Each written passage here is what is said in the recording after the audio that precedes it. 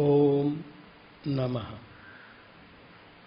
श्री महावीराय नमः। श्री द्वादशांग श्रुतदेव्यै नमः। आचार्य श्री आदिसागर महावीर कीर्ति सन्मति सागर गुरुभ्यो नमो नमः।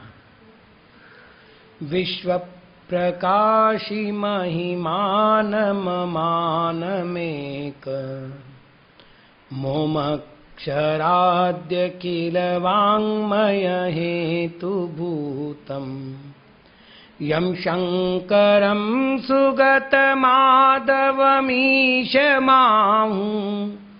रर्हन्तमर्जितमहन्तमहं नमामि।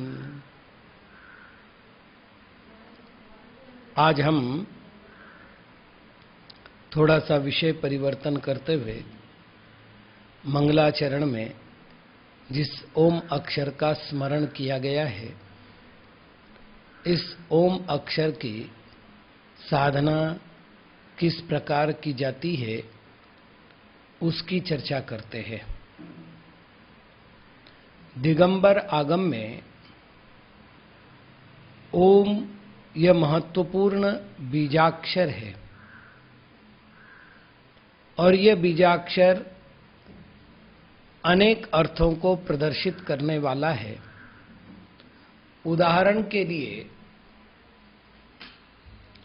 ओम शब्द मंत्र शास्त्र के अनुसार ऐसा बीजाक्षर है जो मंत्र के पूर्व में लगाया जाता है और जिसको लगाने के कारण से मंत्र में मांगलिकता, सार्वभौमिकता और प्रचंड बलवत्तता प्रकट होती है। तो ओम बीजाक्षर है, ये इसका पहला अर्थ है। पुद्गल की 23 वर्गणाएं हैं। उन 23 वर्गणाओं में से एक वर्गणा का नाम ओम वर्गणा है।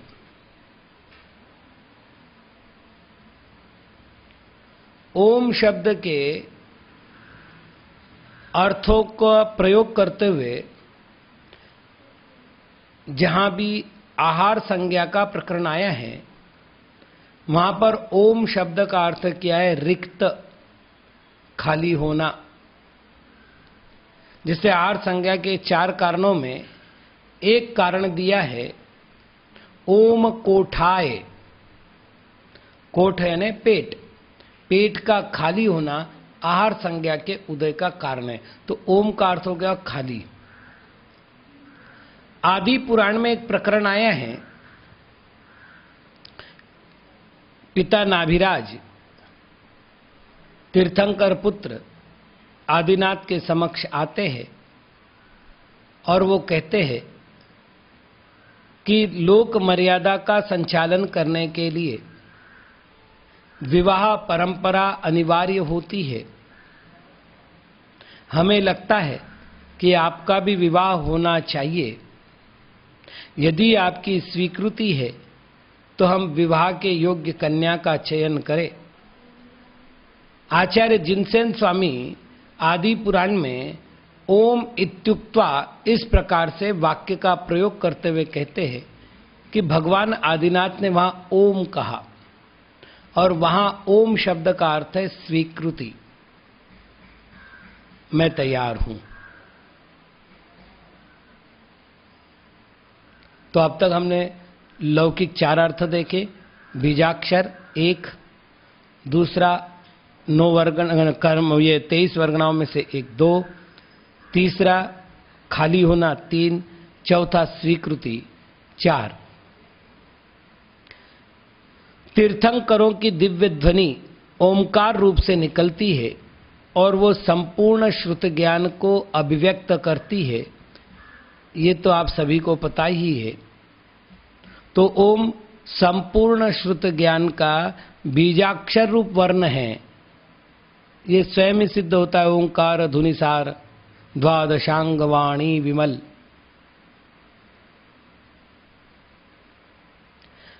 अब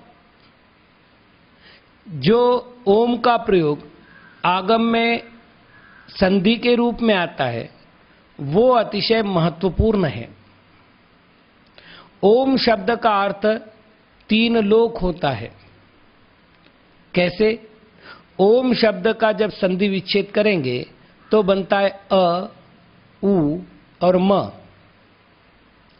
अ से अधोलोक, उ से ऊर्ध्वलोक और मध्य से म से मध्यलोक। तो ओम शब्द का अर्थ हो गया 3 लोक। ओम शब्द का अर्थ देव शास्त्र गुरु भी होता है। पुनः 3 विभाजन करने हैं, अ, उ, म। अ का अर्थ हो गया आप्त, अ के स्थान पर आ हमें करना है, आ, उ और म। आ का हो गया आप्त, आप्त अर्थात भगवान अर्थात देव। उ का अर्थ हो गया उक्ति, उक्ति शास्त्र को कहते हैं। और गुरु के लिए वह मकार बचा हुआ है और म का अर्थ मुनि। आप्त, आगम, मुनि, आप्त, उक्ति और मुनि, इनको बना करके ओम शब्द निष्पन्न होता है। यदि हम और आगे बढ़ते हैं तो आचार्य कुंदकुंद महाराज ने, आचार्य उमास्वामी महाराज ने द्रव्य का लक्षण सत स्वीकार किया है। और सत क्या होता है? तो उन्होंने कहा उत्पाद, व्यय और द्रव्य, इन तीनों के समुदाय को सत कहते हैं। उत्पाद, व्यय, द्रव्य युक्तम सत। अब ये उत्पाद, व्यय और द्रव्य, इन तीनों को मिलाए तो ओम बनता है। कैसे बनता है? अ का अर्थ अत्यय, अत्यय का अर्थ व्यय। पूर्व पर्याय का अभाव होने को व्यय कहते हैं, जिसे अत्यय कहा जा सकता है। नवीन पर्याय की उत्पत्ति उत्पाद है, उत्पाद का उ, तो अत्यय, उत्पाद और द्रव्य के लिए हम मध्य शब्द का प्रयोग करते हैं। तो अ, उ और म का प्रयोग करने पर ओम बनता है। जैसा कि बृहद द्रव्य संग्रह की टीका में ओम का अर्थ किया गया है, वहां ओम शब्द का अर्थ पंच परमेष्ठी है। वो कैसे? अरिहंत का अ, सिद्धों के लिए प्रयोग करेंगे हम शब्द अशरीरी, तो अशरीरी का अ दोनों मिलकर बना आ। आचार्य का आ और आ मिलकर बना आ। उपाध्याय का उ, तो आ और उ मिलकर बना ओ। और मुनि का म। ओम, पंच परमेष्ठी बन गए।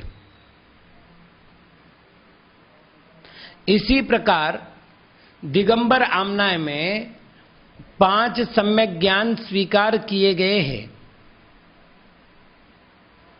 इन 5 सम्यक ज्ञानों का आद्याक्षर मिलाने पर ओम शब्द बनता है। वो कैसे बनता है? मति ज्ञान का पर्यायवाची नाम अभिनिबोधिक ज्ञान है, ऐसा तत्वार सूत्र में है। और श्रुत भक्ति में तो अभिनिबोधिक इस नाम से ही मति ज्ञान के लिए प्रयोग किया गया है। षटखंडागम में अभिनिबोध इस शब्द का ही प्रयोग किया गया है। श्रुत भक्ति में तो लिखा है अभिमुख नियमित बोधन माभिनिबोधिक मनीन्द्रियेन्द्रियजम, जो अभिमुख होकर नियमित वस्तु को जानता है। जैसे समक्ष वस्तु है, मेरी आंखें जब तक उस वस्तु की ओर नहीं देखेगी तब तक वो वस्तु मेरे चक्षु इंद्रिय का विषय नहीं बनेगा। तो चक्षु इंद्रिय अभिमुख हो रही है और नियत वस्तु को ही देख रही है, क्योंकि चक्षु इंद्रिय का विषय रूप है, रस नहीं है। तो आम को देख तो सकती है, आम के स्वाद को नहीं बता सकती चक्षु इंद्रिय, आम के गंध को नहीं बता सकती चक्षु इंद्रिय। तो अभिमुख भी हो और नियमित भी हो, ऐसे ज्ञान को अभिनिबोध ज्ञान कहते हैं, जिसका दूसरा नाम मति ज्ञान है। तो अभिनिबोध ज्ञान का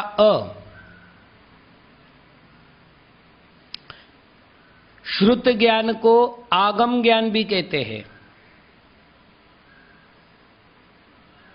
तो आगम ज्ञान का अ और आ मिलकर के आ हुआ। अवधि ज्ञान का आ और अ मिलकर के आ हुआ। केवल ज्ञान का दूसरा नाम है उत्कृष्ट ज्ञान। अतः आ और उ मिलकर के ओ हुआ, और मन परे ज्ञान का म। तो ओम शब्द का अर्थ 5 सम्यक ज्ञान है। इसी प्रकार ओम शब्द का अर्थ 7 तत्व है। अब वो भी अपन सिद्ध कर देवे। जीव तत्व को कहते हैं आत्म तत्व। तो आत्म तत्व का आ, अजीव तत्व का आ और अ मिला, आ बना। आश्रव तत्व का आ में आ मिला, आ ही रहा। बंध का नाम है आश्लेष। आ में पुनः आ मिला, आ ही बचा। संवर का नाम है अनाश्रव। आ में अ मिला, आ ही बचा। इस प्रकार 5 आ मिले। आत्मा, अजीव, आश्रव, आश्लेष, अनाश्रव, 5 तत्व हो गए। छठा निर्जरा है, जिसको उत्सर्ग कहते हैं। आ और उ मिलकर के ओ बना। और 7वां तत्व है मोक्ष, जिसका म मिला, ओम बना।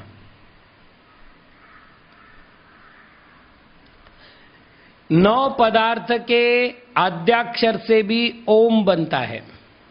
अब 9 पदार्थ में तो 7 तो यही हो गए, जीव, अजीव, आश्रव, बंध, संवर, निर्जरा, मोक्ष।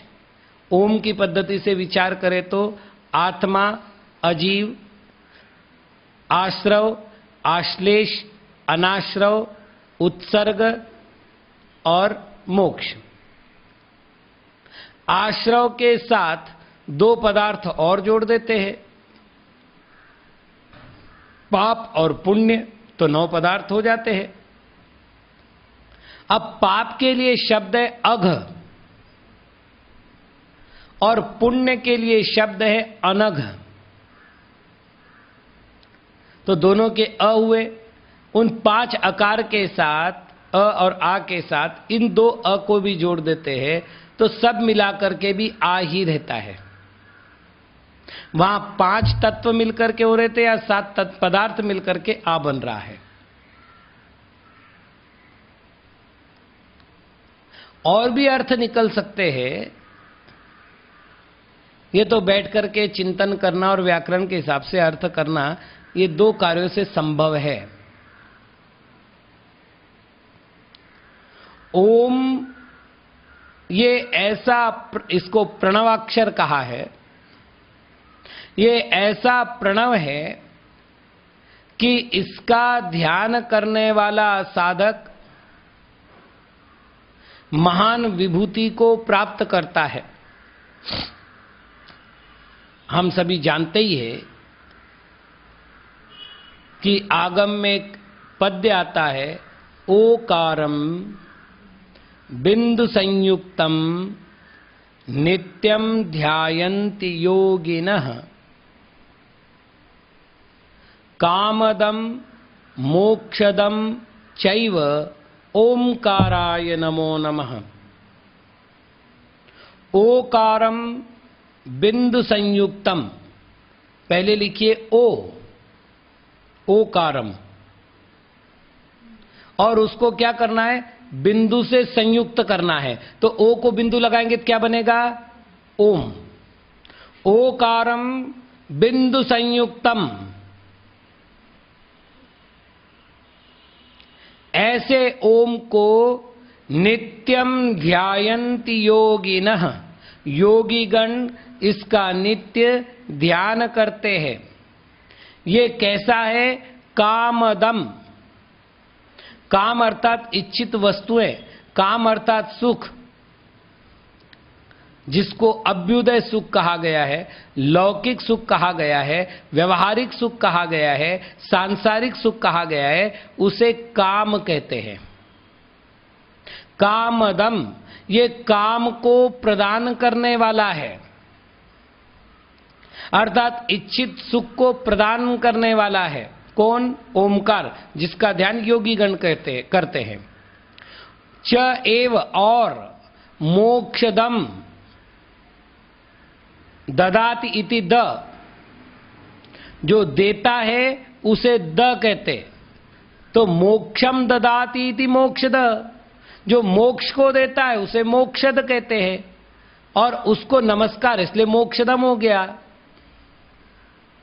अर्थात जो सुख को प्रदान करने वाला था वह मोक्ष को भी प्रदान करने वाला है, इसलिए ओमकाराय, उस ओमकार को नमो नमः मैं नमस्कार करता हूं। और 2 बार नमो नमः मतलब नमा नमः इसलिए किया कि पुनः पुनः नमस्कार करता हूं।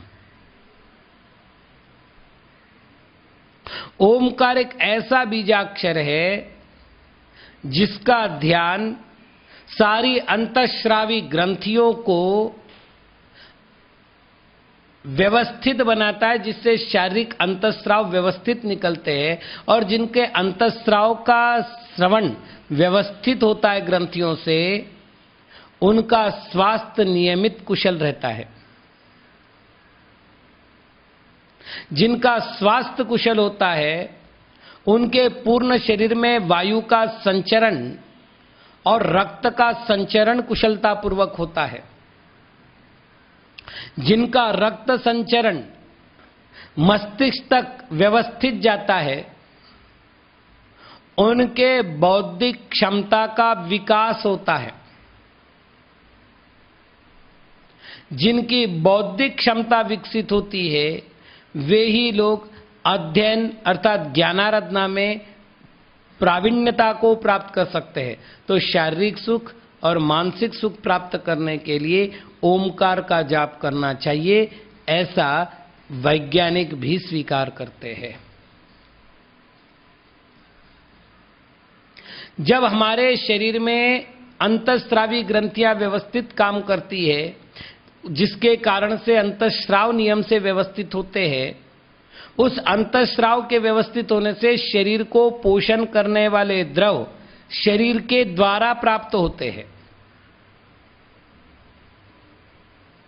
और जब शरीर को मिलने वाला द्रव शरीर के द्वारा प्राप्त होता है तो शरीर को अतिरिक्त कार्योर्जा नहीं लगती।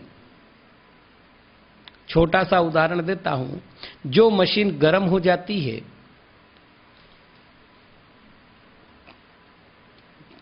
मुख्य रूप से वाहन, तो ड्राइवर लोग वाहन को रोक करके उसमें पानी वगैरह डाल करके ठंडा करते, उसके बाद उस गाड़ी को आगे ले जाते हैं। शरीर को जब भी अधिक ऊर्जा लगती है, वो ऊर्जा शरीर को गर्म करती है, जिसके फल से कषायों की जागृति होती है। अस्वस्थ मनुष्य में जितनी कषाय होती है, स्वस्थ मनुष्य में उतनी कषाय नहीं हो सकती। छोटे छोटे कारणों से अस्वस्थ मनुष्य में जो चिड़चिड़ाहट आती है, स्वस्थ मनुष्य स्वस्थ अवस्था में वैसे कई घटनाओं को इग्नोर कर जाता है। और कषायों का उत्पन्न नहीं होना ये आध्यात्मिक विकास है। तो ओम के कारण जब आत्मस्रावी ग्रंथियां कार्य करेगी, कषाय कम होगी, तो उससे आत्मा का विकास होगा। कषायों का जितना मंदीकरण होता है, आत्म विकास उतना अधिक होता है। कषायों का जितना तीव्रत्व होता है, उतना आत्म विकास मंद होता है। ये आध्यात्मिक ग्रंथों का नियम है। जितनी कषायें तीव्र होती है, कषायों के निमित्त से योगों का परिस्पंदन भी उतना तीव्र होता है। योग का अर्थ होता है मन वचन काया के निमित्त से आत्म प्रदेशों में कंपन का होना। तो जितना जितना कषायों की मात्रा अधिक पाई जाएगी, उतना उतना योगों की प्रचंडता अधिक पाई जाएगी, और जितनी जितनी योगों की चंचलता पाई जाएगी, यह आत्मा ध्यान से उतना दूर जाता जाएगा। ध्यान की पहली श्रेणी, आपका शरीर स्थिर होना चाहिए। जैसा पंडित दौलत राम जी ने कहा, तीन सुथिर मुद्रा देखि मृग गण उपल खाज खुजावते। ऐसी स्थिर मुद्रा है कि जिसको देख करके पशुगण समझते हैं ये तो पत्थर का टुकड़ा है, और वो आकर के अपनी खुजली खुजा रहे हैं। ये काय योग की स्थिरता है। वचन योग की स्थिरता में अंतर जल्प मौन होता है, बहिर्जल्प मौन होता है। यानी अंतर वचन बहिर्वचन दोनों प्रकार के वचनों के त्याग रूप जो मौन है, वो है वचन योग का समाप्त होना, अर्थात वचन गुप्ति का प्राप्त होना। और इसी प्रकार मन में उठने वाले आर्त रौद्र ध्यान के कारण से जो मानसिक चंचलता बढ़ती है, काय योग रुकने पर, वचन योग रुकने पर सहजता से मनोयोग रुक जाता है। और इस प्रकार जब तीनों योग रुकते हैं तो ध्यान की प्राप्ति होती है। तो ओमकार ध्यान का पहला बीजाक्षर है। जिनको ध्यान साधना प्रारंभ करनी है, उनको ओमकार से अपनी साधना प्रारंभ करनी चाहिए। यदि प्राणायाम पद्धति से ओमकार की साधना करने का उपाय पूछते हो, तो इसके लिए प्राणायाम पद्धति से भी ओमकार साधना का वर्णन ज्ञानार्णव आदि ग्रंथों में पाया जाता है। खास तौर से जिन बच्चों की बुद्धि औसतन है, न अधिक तीव्र है न अधिक मंद है, उनके माता पिता चिंतित है कि हमारे पुत्र की बुद्धि व्यवस्थित बढ़ जाए, तो थोड़ा सा अभ्यास में प्रगति हो। अभ्यास में प्रगति होगी तो परीक्षा फल में प्रगति होगी, परीक्षा फल में प्रगति होगी तो परिणाम में प्रगति होगी, और परिणाम में प्रगति होगी तो अच्छी आजीविका मिल सकेगी, अच्छा धन मिल सकेगा, जीवन सुखी हो सकेगा। मेरे पास कई माताएं आई हैं, उन्होंने कहा महाराज आप हमारे बच्चों की बुद्धि बढ़ाने का कोई उपाय बताइए। बहुत सरल उपाय है, बहुत सरल उपाय। न कोई जादू टोना करना है, न कोई तंत्र मंत्र करना है, न कोई धन खर्च करना है। ब्रह्म मुहूर्त में बालक को उठाइए और उसको खुली हवा में छत पर बिठाइए। उसके अंग पर जो वस्त्र होने चाहिए वो भड़कीले ना हो। ज्यादा अच्छा है अगर श्वेत वर्ण के हो, पीत वर्ण के हो, जिसको हमारे यहां पूर्ण पीत न मान करके केशरिया माना है। उस बालक के जो वस्त्र है वो अत्यंत ढीले ना हो और अत्यंत फिट ना हो।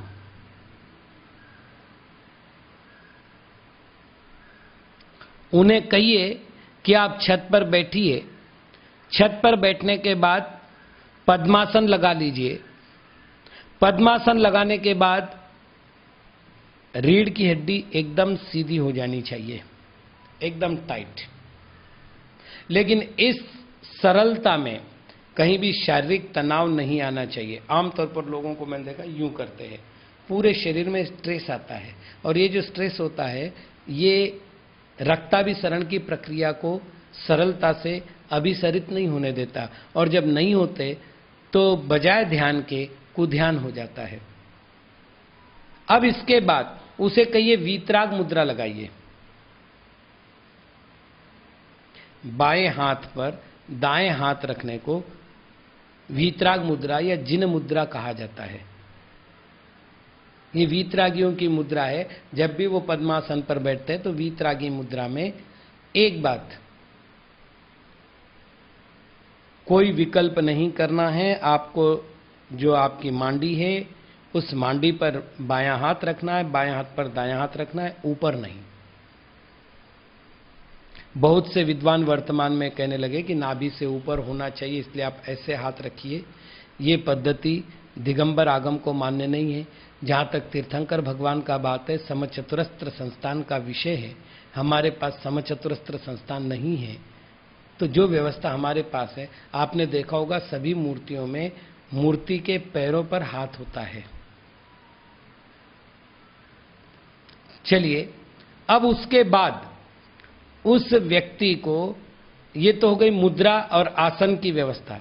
अब थोड़ी शारीरिक व्यवस्था देखते हैं। रीढ़ की हड्डी को हमने सीधा कर रखा है, साथ में आंखों की जो दृष्टि है वो नासाग्र हो सके तो ठीक है, कठिन काम है। यदि नहीं हो सके तो बंद भी नहीं करना है और उगाड़ना भी नहीं है, मतलब मीचना नहीं है और खुली भी नहीं रखना है। क्या करो, सामान्य रूप से केवल पापनी को बंद कर देना है।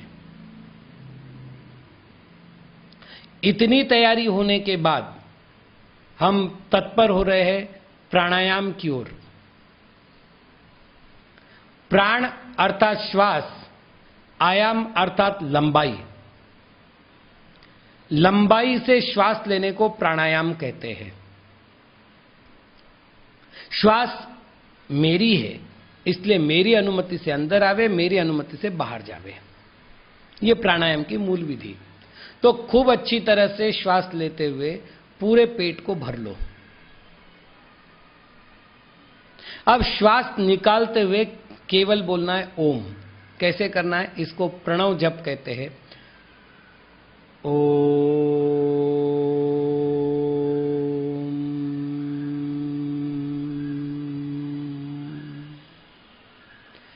जितनी देर ओ बोल रहे हैं स्वर उन्नत होते जाना चाहिए, और जितनी देर म बोल रहे हैं स्वर संकुचित होना चाहिए, क्योंकि म हमेशा मुख को बंद करके बोला जाता है, ओठ से बोला जाता है। ओम।